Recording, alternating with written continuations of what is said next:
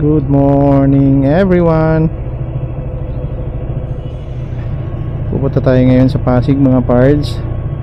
At kukunin na natin yung papa-install na natin yung brake free braking system. So itong itong device na to in preparation pa rin sa ating travel. So ating biyahe-biyahe ng konti. Hindi naman to pang forma for safety features naman to Sabi nga huwag mong tipirin ng sarili mo in regard to safety. Ganun nga ang ginagawa natin mga parts. Safety pa rin is my primary concern. Kaya nga binili natin itong motor na to kasi may traction control siya. It's probably one of the big reason kung bakit talaga ito ang pinili natin. So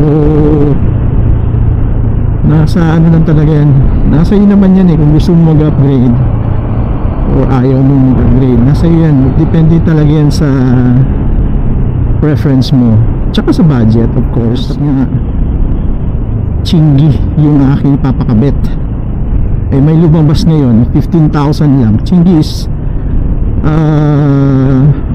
25k yun tapos may mga plus pa. Yung lumabas ngayon meron ng kasamang tire monitoring system. Yung sa Chingy optional yun mga parts optional yun na pwede mo ilagay sa device. Pero dito sa bago na nakita ko kasama na siya, and that is only 15,000. So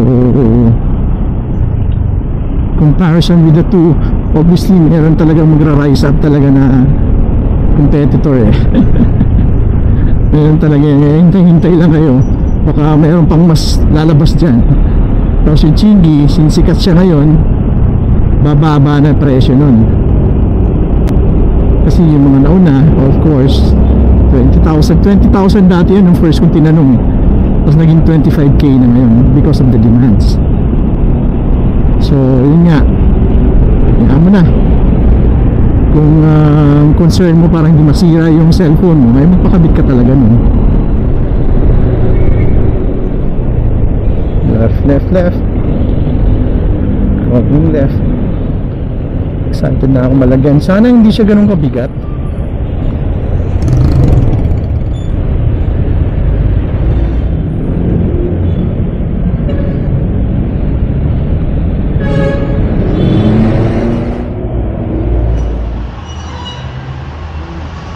Video ko lang Sige po. Ganda naman ito. Sana may ganun. Hi sir. Hi. Kayo po yung kukuha na brake green? Yes sir. Ano po kulay nyo? Black. Black. Wait, thank you sir. Check muna natin. Inspect natin. This one, pakabit ko? Oh sure. Dali lang naman. So ito ating smart brake free smart brake light. Ayan. So natin. Kano 8 na lang no?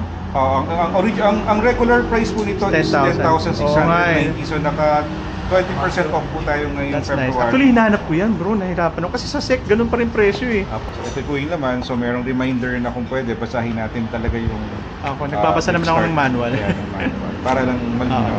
Yeah. Siyempre alam na po natin to. So tingnan naman, so yung manual. So dalawang helmet ang pwede dyan, di ba? Opo, meron na po siyang dalawang mount na kasama ngayon. Kaya lang yung dalawang mount niya, kaya po naging dalawa. So ito yung guide. So gamitin natin later on para before natin ikabit yung pinaka-mount, makita natin kung nasa gitna. May guide tayo. Gano'n kagaan siya?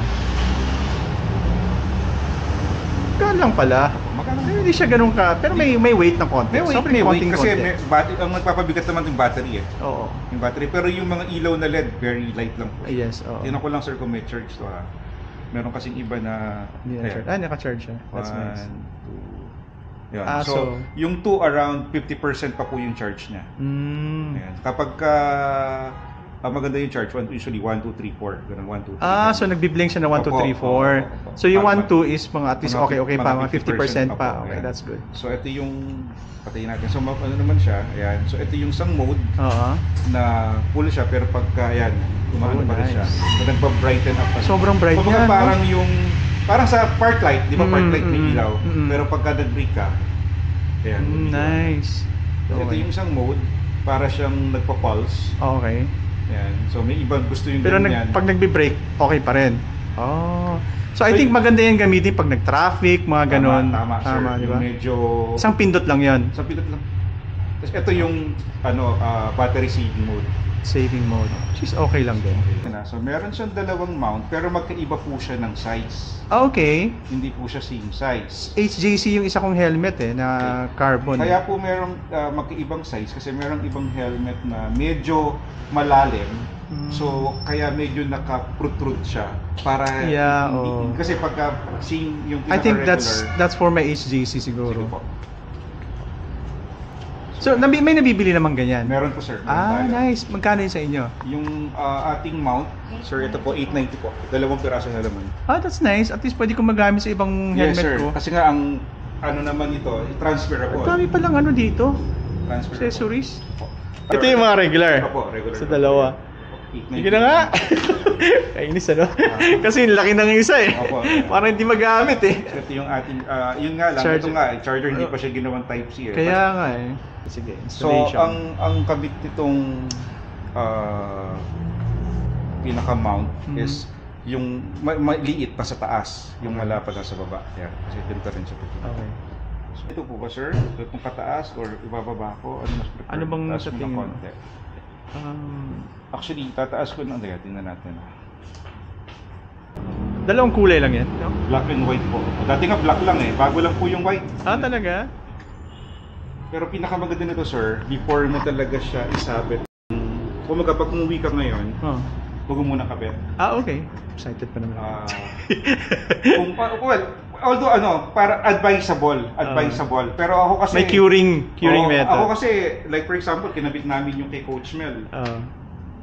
Gamit agad si Coach Mel kasi paalis na kami, nagpakabit lang siya agad So kahit yung kay Ano nangyari? Wala. Hanggang ngayon nakadikit pa rin. Dikit na natin. So may uwang siya talaga, no? So, pag naulan naman, waterproof naman yan. Opo sir, waterproof po ito. Nice. Ito lang basta kapag sara mo lang ng mabuti ito. So pagtanggal? Nalala sir. Okay. Lock siya. Ganda bro. For sure, makikita na ako ng truck niyan. Kitang-kita pa sir. So yung sinasabi mo kanina na ito, i-brake. Pagka mas mabilis yung preno mo, mag-brake ka. Hard brake. Pero yung regular na brake lang, ganyan lang. Ganun siya ka-sensitive? Yes sir. Parang LS2 nga.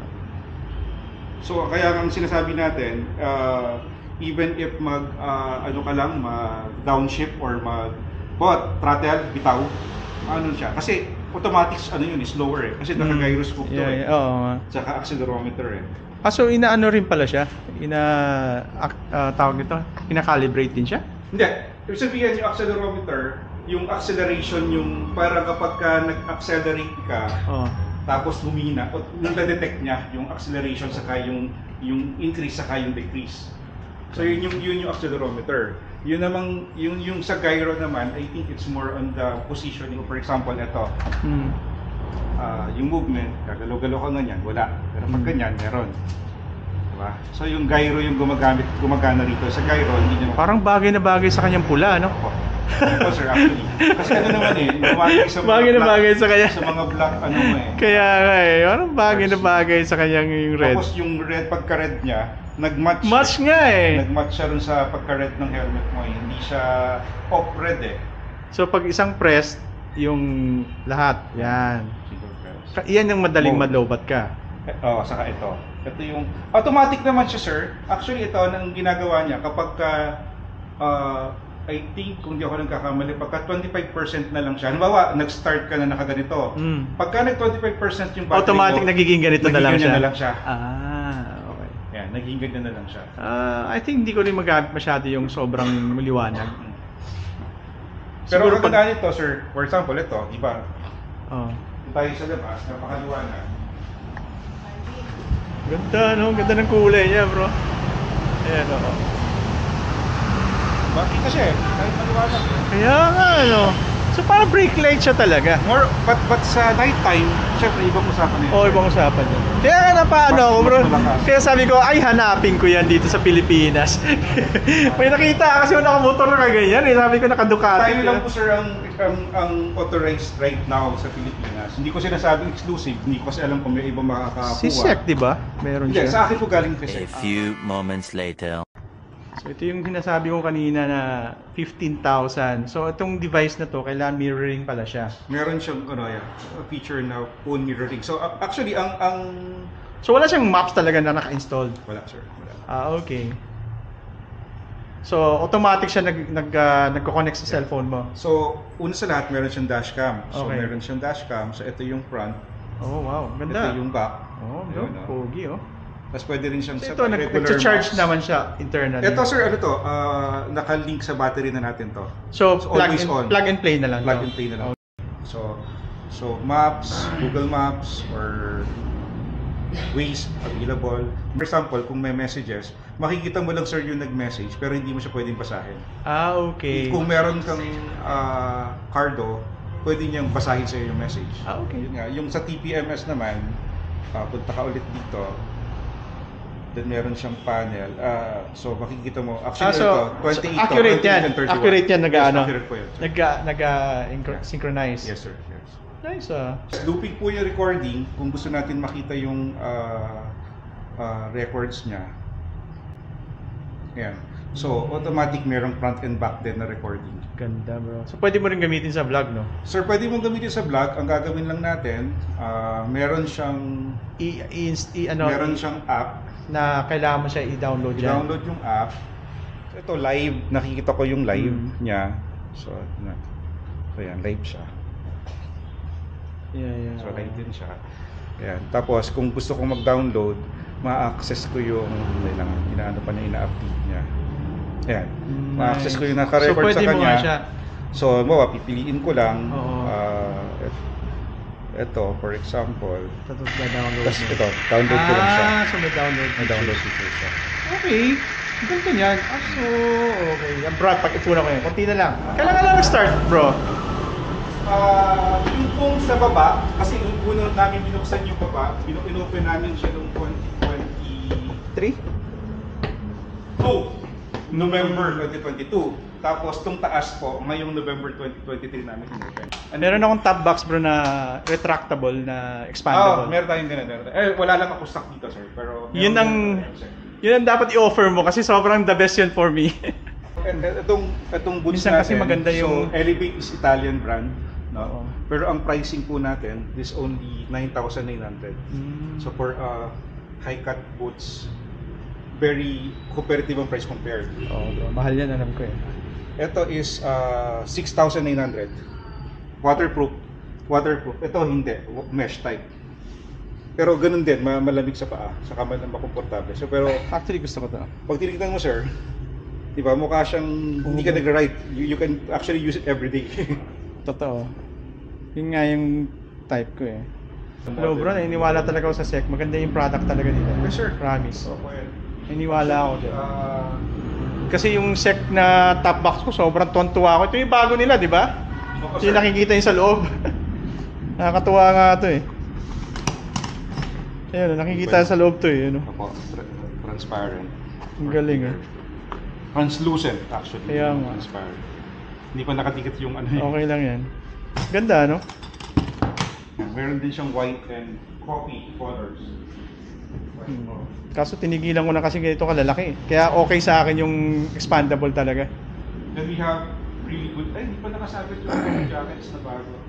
Oh, meron akong nakitang jacket sa kanila na kulay red ba yun o orange? Oh. Napakaganda. Kaya nga eh. Sabi ko gusto ko yan ah. Ay, ganda ng ano nila, paddings oh. Ganda talaga ng SEC. Ganda ng paddings oh. Competitive talaga sila, no bro, no? Ay, pusang, ering ganda nga. Ganda sir sa personal, no? Oo, mas bro. maganda pa sa personal kaya sa picture. Magkano yan, bro? This is only 4,800. Ay, ganda, Brad.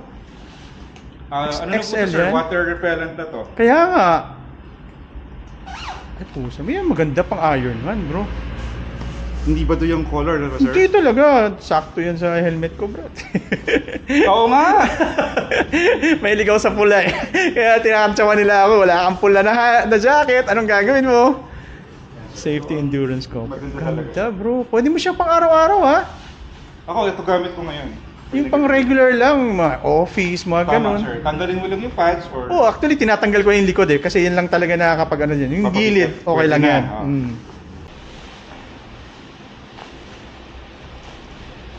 Oo nga, no? Large to? Large yan, sir.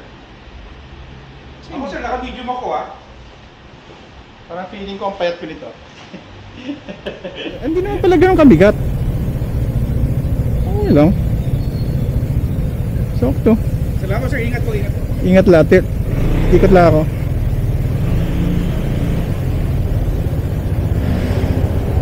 Thank you.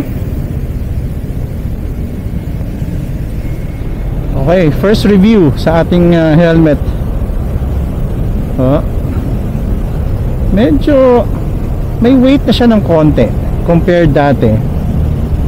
Pero hindi siya yung kasing bigat. Medyo may weight lang siya sa likod. Pero in terms of kung gaan ba siya, pwede na siya. Kasi una-una mabigat na tong aking helmet eh. Let's face it, mabigat siya talaga. Kasi nga modular. So lahat naman ng modular mabigat, di ba? So expect na lang siya na magkakaroon siya ng additional weight. So bumili tayo ng extra na bracket, dalawa bracket ba kung tawag niyan, yung mga pang sticker, para pwede ko siyang ilagay dun sa mga helmet ko na iba. So just in case. So yung isa kong mga device ko na maliliit, yung LS2, probably ibenta na lang natin ng 800, ganun. So far happy ako sa kanya. Medyo weight lang siya, may weight siya sa likod, parang ganun, no? Nararamdaman mo yung may weight siya sa likod, pero okay siya. Tolerable naman. Hopefully pag mag long distance ka, hindi siya yung ganun kasakit sa leeg. Sige lang yung medyo dun lang tayo.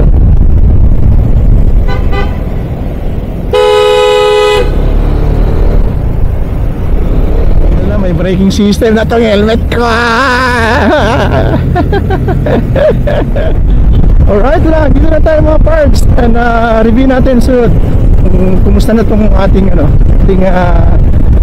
brake free braking system, hands free, brake free, whatever they call it, basta brake free brake system device na sobrang the best.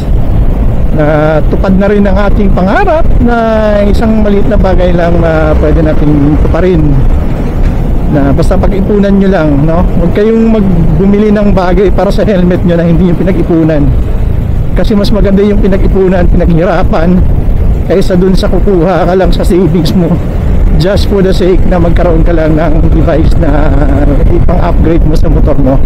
Huwag ganon mga part. At least sa akin, wala talaga akong kinuha sa savings. Ano lang to, mga bayad ng customers LBC na pinagkukuha ko, mga shipping fee lang to, kaya okay na okay. Shout out dun sa pinagkuhaan ko, Top Fit ba yun? Top Fit Adventures. Sobrang the best, accommodating yung may-ari, sobrang mabait din. So bye for now, nandito na ako sa Every Nation. Thank you so much for watching guys, bye.